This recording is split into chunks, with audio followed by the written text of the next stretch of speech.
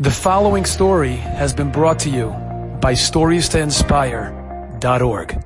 You know, many people say that they always think about the Chafetz Chaim as the guy, he's so careful with his words. He wrote the book literally on Lashon Hara. He must have been the type of person that didn't speak much. You spoke to him, how you doing? He clams up. Ha'omnam ilem.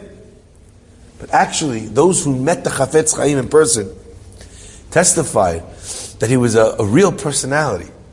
He spoke all the time.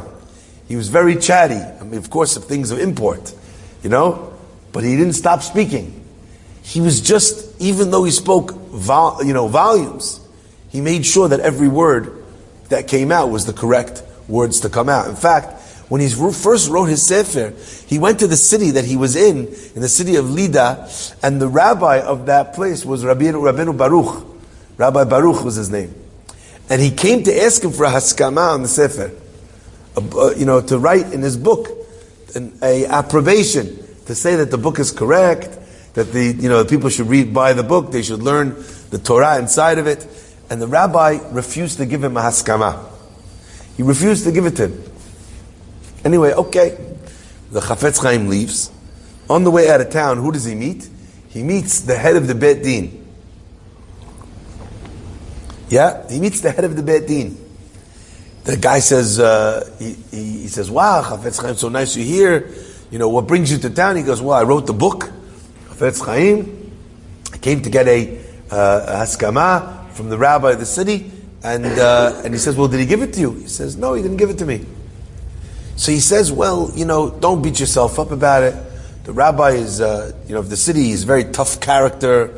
He's very kanai, he's very, zealous. He doesn't quite like other people. He doesn't trust people. Chafetz Chaim says, please stop. Please stop speaking. He goes, no, I'm just saying that you don't have to feel bad. He didn't give you a thing because it's not your fault. He's just that type of guy. The Chafetz Chaim again, please stop. It's not, you're saying is not, you're not allowed to say, you can't speak. The Av Beit Din smiled. And he said, come with me. And he brought the Chafetz Chaim back. And he says, I asked him if you gave Maskama. He said, no. And I started saying, maybe the reason is because, and he wouldn't let me say one word. Normally, that's what you want to hear from the guy. Yeah, don't worry about you. The guy's a Rasha. He treats everyone that way. The worst guy ever. A terrible person. He's very selfish. The only person he likes is himself. That's what you want to hear. But he says that he wouldn't let me speak one word to him. That's how you know. He says if that's the case, he wrote him a haskama.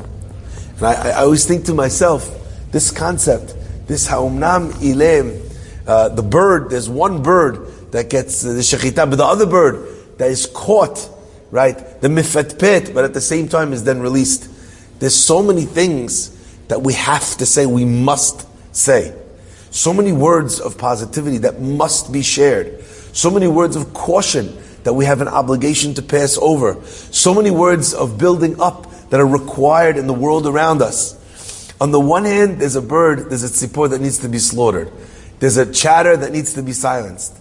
But then there's another kind of chatter. A kind of chatter that is necessary, that is required. How you doing, honey? How was your day? Good morning. What's going on? How did you sleep? Telling your kids what's going on. How your friends doing? You want to bring them over? How's everything at school? That chatter is literally life-giving.